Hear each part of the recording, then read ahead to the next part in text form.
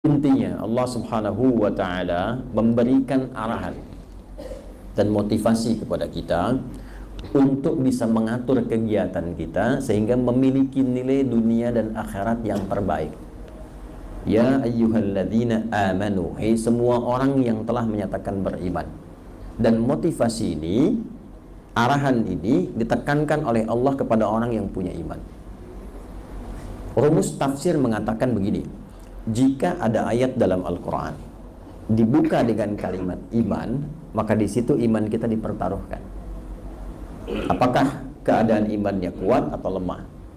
Contoh, ada ayat yang pertama dibuka dengan iman, itu surah Al-Baqarah ayat 3. Alladzina yu'minuna bil ghaibi wa yuqimunas shalah. Orang-orang yang beriman itu, yang punya ciri takwa, adalah orang yang mampu meningkatkan sholatnya. Nah, sholat itu indikator keimanan pertama. Semakin kuat sholatnya, ini menunjukkan semakin kuat imannya.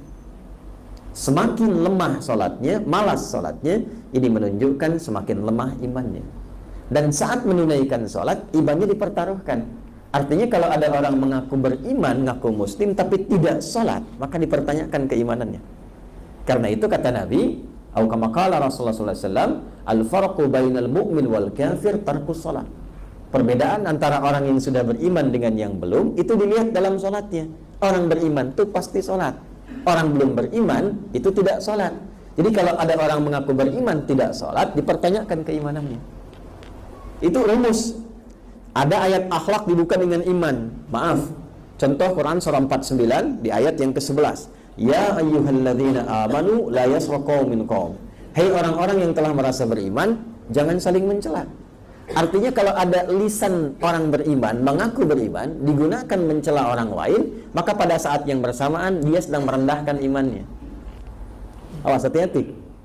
Karena itu kata Nabi apa? Perkara lisan. Man kana yu'minu billahi wal yawmil akhir, ya, falyaqul khaira au liyasmut. Siapa yang merasa beriman pada Allah dan hari akhir, maka imannya akan menuntun lisannya berkata yang baik. Kalau tak bisa mengeluarkan yang baik, dia diam. Jadi dalam Islam itu perkara bicara saja itu menentukan iman. Orang beriman itu terukur bicaranya. Ada manfaat, ada kebaikan. Jadi kalau ada orang mengatakan beriman, seringkali keluar kotor dari lisannya, ini menunjukkan ada persoalan dalam imannya. Nah, ayat ini di As-Saff, Quran surah 61 ayat 10-14 itu dibuka dengan kalimat iman. Ya ayyuhalladzina amanu hal adullukum ala tijaratin tunjikum min adzabin